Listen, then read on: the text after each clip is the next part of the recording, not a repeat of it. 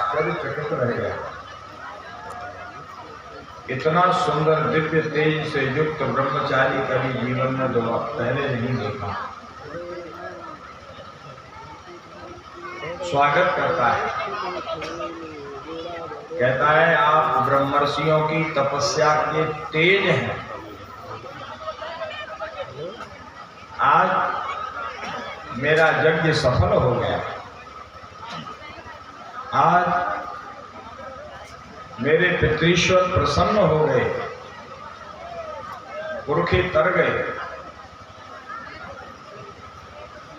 आज मेरा ये असुर वंश है, ये असुर वंश पवित्र हो गया।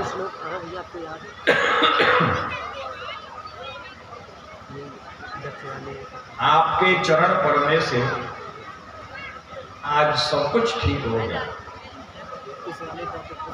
अद्य न पितरस्तृप्ता अद्य न पावितं कुलम् अद्य शिष्टः क्रतुरयम् यद् भवान् आगतो गृहाम्। जैसे ही राजा बलि ने प्रणाम किया, स्वागत सत्कार हुआ, राजा बलि कहता महाराज जो आपकी इच्छा है वो आप हमसे मांग लो। मेरे दरवाजे से कभी कोई खाली हाथ नहीं गया। और आपको एक नई बात बताऊं, वामन भगवान बोले बताओ। बोले मैं ब्राह्मण को इतना दान देता हूं कि वो फिर कभी दूसरी जगह मांगने के लायक नहीं रहता। माने उसकी सभी इच्छाओं की पूर्ति में कर देता। भगवान मन में विचार करते हैं कि देखो ये इसका अभिमान बोल रहा है।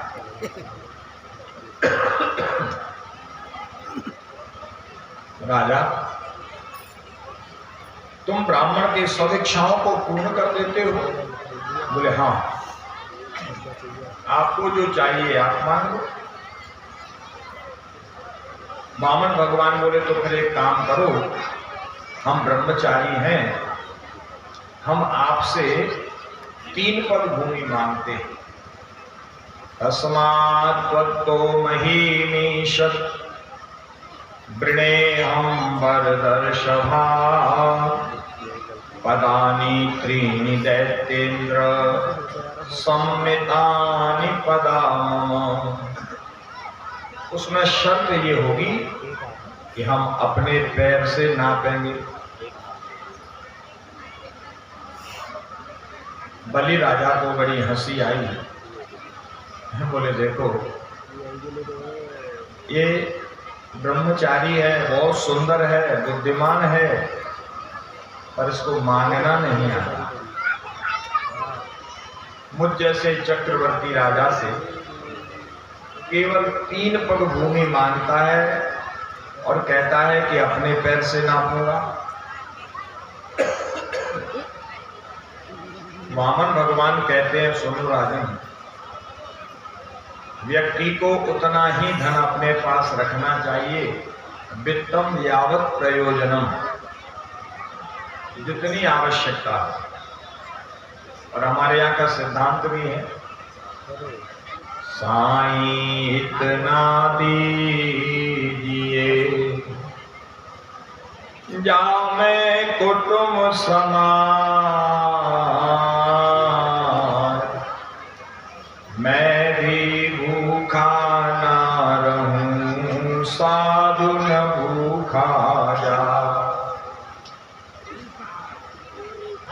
इतना दीजिए। कितना? बोले मेरा परिवार ठीक से भोजन करे और कोई अतिथि आवे, कोई ब्राह्मण साधु संत आवे, कोई मांगने वाला आवे, वो भी भूखा नहीं जाना चाहिए। इतनी कृपा कर। तो भगवान तो सिद्धांत की बात बता रहे हैं, लेकिन बलि को समझ में नहीं आ रही। बलि कहता है महाराज 3 पग भूमि देते हुए मैं अच्छा नहीं लगूंगा, माने मेरी शान के खिलाफ है। भगवान बोले तो फिर एक काम करो, मना कर दो, नहीं दे सकता, हम किसी और से मांग लें। राजा बलि कहता महाराज मना कैसे कर दो, इसमें भी मेरी बेइज्जती है। एक ब्राह्मण ने 3 पग भूमि मांगी है और मैं दे नहीं सकता। अच्छा एक काम करो, हम अपने सेवकों से नपवा देंगे 3 पग। बोले नहीं नहीं, अपने पैर से ना हो। तो राजा तैयार हो गया। बलि बोला ऐसा करो, नहीं आंगन में नाप लो। बोले ऐसे नहीं, पहले संकल्प करो। राजा बलि कहता महाराज 3 पग भूमि के लिए क्या झगड़ा, काय का संकल्प। बोले नहीं, बिना संकल्प के नहीं लेंगे। पत्नी को बुलाओ, गंध अक्षत पुष्प सुपारी दूर्वा जल सब अपने हाथ में रखो। उसके बाद नाम गोत्र उच्चारण करो, ऐसे भूमिदान होता है। राजा बोला ठीक है, आप इंतजार करें, मैं यज्ञशाला में से पूजन की थाली लाता हूं और आचार्य जी को बुलाता हूं, वो संकल्प करा देंगे। राजा बलि यज्ञशाला में गया। शुक्राचार्य जी ने पूछा राजन बड़ी देर हो गई, कहाँ अटक गए? अरे बोले महाराज मत पूछो गुरुजी, एक ब्रह्मचारी आया है, 3 पग भूमि मांगता है और देखने में बहुत सुंदर है, बातें बहुत अच्छी करता है। एक काम करो, चल के वो 3 पग भूमि का संकल्प करा दो, उसको भूमि देने के पश्चात फिर इधर अपनी पूर्णाहुति करेंगे। शुक्राचार्य जी थाली लेकर के पूजन की इधर आए। विंध्यावली जो राजा बलि की पत्नी है वो भी उनके साथ यहाँ पर आई और जैसे ही शुक्राचार्य जी ने वामन भगवान को देखा, तो गुरु लोग तो गुरु होते हैं, 1 मिनट में भगवान को पहचान गए।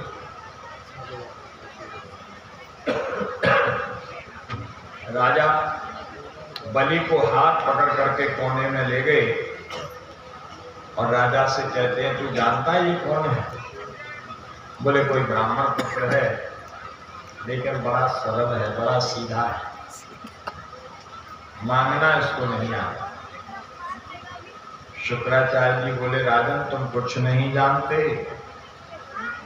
ये कोई ब्रह्मचारी नहीं है, ये कोई सीधा सच्चा बटुक नहीं है।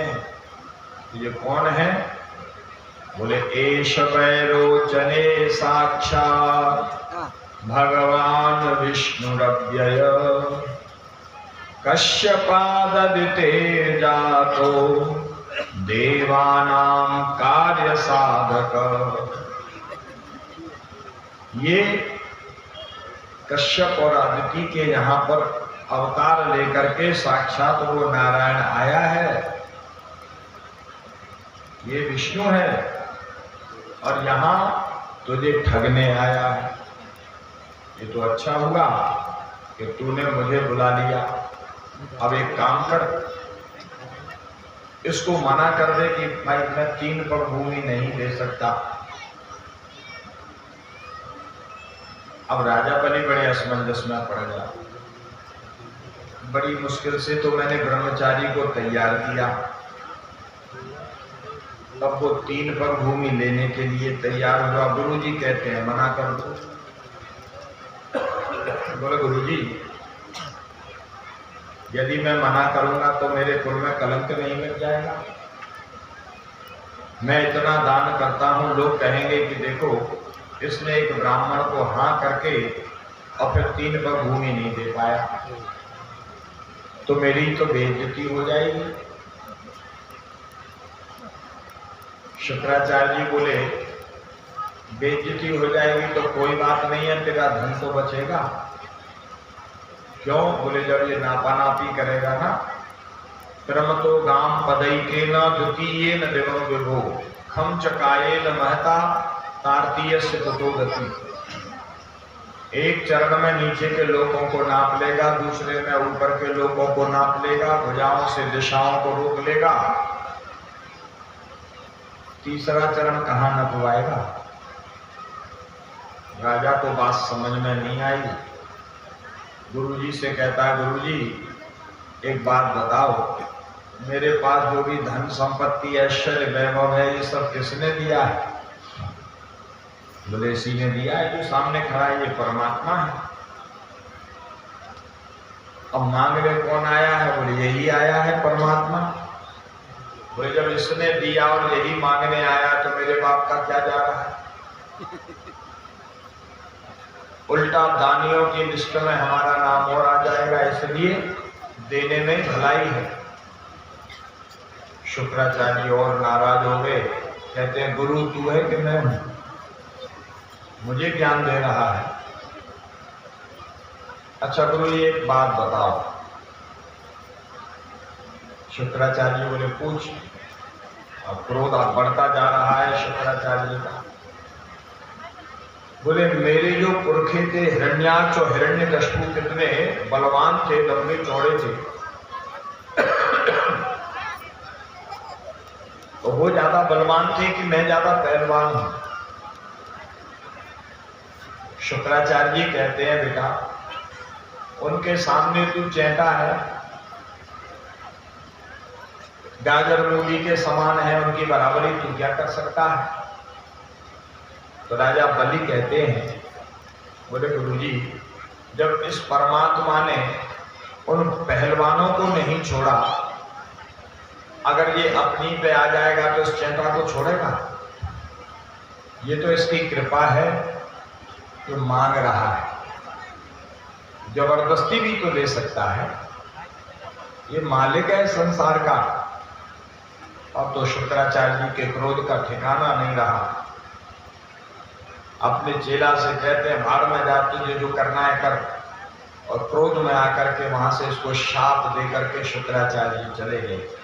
चेला बात नहीं मानता है तो गुरु जी क्या करें?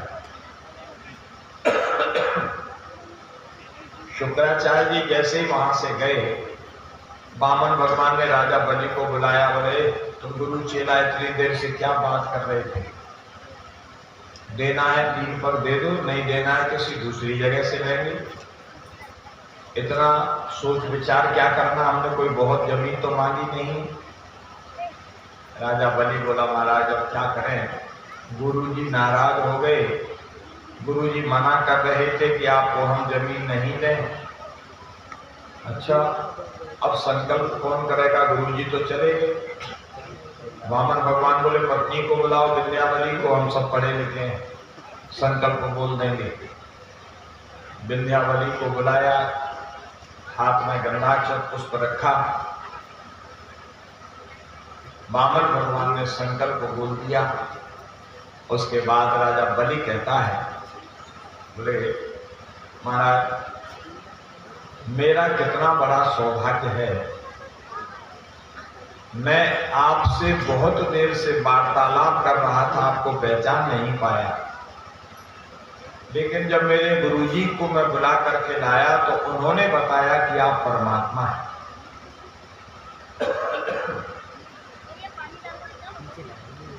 परमात्मा से मिलाने का कार्य गुरु करते हैं,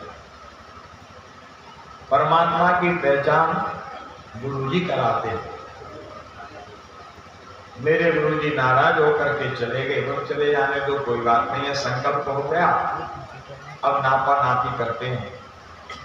भागवत में तो ये प्रसंग नहीं है, लेकिन बृहद नारदीय पुराण में ऐसा लिखा है कि जिस लोटे में जल था उसकी टोंटी में आकर के शुक्राचार्य जी बैठ गए और जल नहीं निकल रहा था, क्योंकि शुक्राचार्य जी चाहते थे चेला का धन नहीं जाए। तो वामन भगवान ने अपने आसन में से कुशा निकाल करके बलि राजा को दी बोले इस टोंटी में इसको अंदर बाहर कर दो, जल निकलने लग जाएगा। राजा बड़ा सीधा था, उसे पता नहीं था कि टोंटी में गुरु जी बैठे हैं। उसने जैसे ही कुशा उसमें अंदर बाहर की तो गुरु जी का एक बाजार बंद हो गया, आंख फूट गई। ये बृहन नारदीय पुराण की कथा है, इस प्रसंग से जुड़ी हुई है, इसलिए भागवत में भी लोग इसे सुनाते हैं। तो यहाँ शुक्राचार्य जी को दंड मिला, किसी के दान विधान में इंटरफियर नहीं करना चाहिए, हस्तक्षेप नहीं करना चाहिए। कोई दे रहा है, कोई ले रहा है, तो बीच में उसमें मना करो या उसको कम करवाओ, ये ठीक नहीं होता, दंड मिलता है फिर उसको। अब वामन भगवान का स्वरूप बढ़ा, बहुत लंबे चौड़े विराट हो गए। एक चरण से उन्होंने अतल वितल सुतल तलातल रसातल महातल और पाताल सातों लोगों को नाप लिया। दूसरे चरण से भूर भुव स्व महर जन तप और सत्य, ये सातों लोगों को ऊपर बाबा को नाप लिया। भुजाएं इतनी फैल गई कि सब दिशाएं भर गई। अब कहते हैं, बोले तारकीय कुतो गति, तीसरा पैर कहां न पवाएगा। राजा बलि कहता है, महाराज मेरे साथ ठगी हो गई। जब संकल्प हुआ था तो आप बहुत छोटे थे, नापा नापी का नंबर आया तो आप बहुत लंबे चौड़े हो गए। वामन भगवान कहते हैं, हम हैं तो वही, अलग से तो नहीं आए। अरे बालक पैदा होता है तो बहुत छोटा बच्चा होता है और धीरे धीरे वो बड़ा युवावस्था में आते आते ग्रेट खली बन जाता है। तो शरीर तो उसका वही है। बलि समझ गया बातों में इनसे जीतने वाला मैं नहीं हूं। राजा बलि ने कहा, अच्छा महाराज तो फिर एक बात बताओ, धन बड़ा होता है कि धनवान बड़ा होता है? माने राज्य बड़ा होता है कि राजा बड़ा होता है? वामन भगवान बोले, इसमें कौन सी बड़ी बात है? अरे राज्य बड़ा नहीं होता, राजा बड़ा होता है। क्योंकि राजा उसका मालिक होता है। तो धन का बहुत महत्व नहीं है, धनवान का महत्व है। एक गांव में दो भाई रहते थे, पिताजी बूढ़े हो गए, उनकी खटिया टूट गई। बड़े भाई ने छोटे भाई से कहा कि हम पिताजी के लिए नई खटिया बनवा के लाएंगे। शहर में चला गया, बढ़िया सनमाइका का पलंग बनवा करके लाया, बिस्तर लगा दिया। पिताजी से कहा, पिताजी अब ये टूटी पुरानी खटिया को छोड़ो, मैं आपके लिए बहुत सुंदर बेड बनवा के लाया हूं, इस पर सो। पिताजी जब बेड पर सोने लगे तो पिताजी थोड़े लंबे ज्यादा थे। बेड 6 फुट लंबा था, पिताजी 7 फुट लंबे थे। और जैसे ही वो लेटे तो एक एक फुट टांग उनकी बाहर निकल गई। छोटा भाई बोला बड़े भाई से कि देखो तुम बेड तो बनवा के लाए हो पर ये बेकार है, पिताजी की बराबरी का नहीं है। बड़ा भाई बोला, देख भाई अब बेड तो बढ़ाया नहीं जा सकता, एक काम करते हैं पिताजी की टांगों को एक फुट काट देते हैं तो बेड के बराबर हो जाएंगे, फिटिंग सही हो जाएगी। तो क्या ये बुद्धिमानी है? बेड बड़ा नहीं है, बेड पर लेटने वाला बड़ा है। उस पलंग का महत्व नहीं है, पलंग पर लेटने वाले का महत्व है। उसी तरह धन का महत्व नहीं है, धनवान का महत्व है। एक काम करो प्रभु, आप अपना तीसरा चरण मेरे माथे पर रख दो। भगवान बोले, क्यों? बोले, जब जीव आपकी शरण में आता है तो 3 वस्तुएं अर्पण करता है और संसार के सब लोग गाते हैं, सुबह से शाम तक गाते हैं, तन मन धन सब है तेरा, तेरा तुझको अर्पण क्या लागे मेरा। केवल गाते गाते हैं, देते देते कुछ नहीं है भगवान को। भगवान को समझाते हैं कि तन मन धन सब है तेरा। भगवान भी सब समझते हैं, हमको समझा रहा है। लेकिन राजा बलि ने तीनों वस्तुएं अर्पण करी। जैसे ही वामन भगवान का दर्शन किया तो इसने मन अर्पण कर दिया। उसके बाद इसका जितना राज्य था सब नापानापी भगवान ने कर ली, तो धन भी अर्पण हो गया। अब क्या बचा? क्या भागा? तन बचा। तो कहता है पदम तृतीयम कुरुषेष्टि में निजम। तीसरा चरण मेरे माथे पकड़ लो, मैं भी आपका हो जाऊंगा। धन पवित्र सेवा किए, धन पवित्र किए दान, मन पवित्र हरि भजन सो होय त्रिविध कल्याण। तन मन धन तीनों परमात्मा को समर्पित कर देना चाहिए। लेकिन हम लोग केवल कहते कहते हैं, समर्पित कुछ नहीं करते। वामन भगवान का ये जो पावन प्रसंग है बहुत विस्तृत है। वामन भगवान ने राजा बलि से कहा, सुनो, मैं अपने लिए 3 पग भूमि मांगने नहीं आया, मैं तुझे समझाने के लिए ऐसा चरित्र करता हूं। देख, इस मनवंतर में, क्योंकि ये 7वां वैवस्वत नाम का मनवंतर है, पुरंदर नाम का इंद्र अमरावतीपुरी के सिंहासन पर बैठा है। इसके बाद जब 8वां मनवंतर आएगा उसमें तू इंद्र बनेगा। तब तक सुतल लोक में, माने पृथ्वी से तीसरा जो लोक है नीचे, वहां पर तू इंतजार कर, प्रतीक्षा कर। बलि कहने लगा, महाराज मैं वहां अकेला नहीं जाऊंगा, यदि आप साथ चलेंगे तो जाऊंगा। तो वामन भगवान आज भी, क्योंकि राजा बलि जो है चिरंजीवी है, अश्वत्थामा बलिर्व्यासो हनुमांश्च विभीषण कृपः परशुरामश्च सप्तैते चिरजीविनः। 7 चिरंजीवी माने गए हैं। तो अश्वत्थामा के बाद इसी राजा बलि का नाम आता है। 8वें चिरंजीवी मार्कंडेय जी को भी माना गया है। आज भी राजा बलि जीवित है और सुतल लोक में रहता है। वामन भगवान उसकी पहरेदारी करते हैं, रक्षा करते हैं।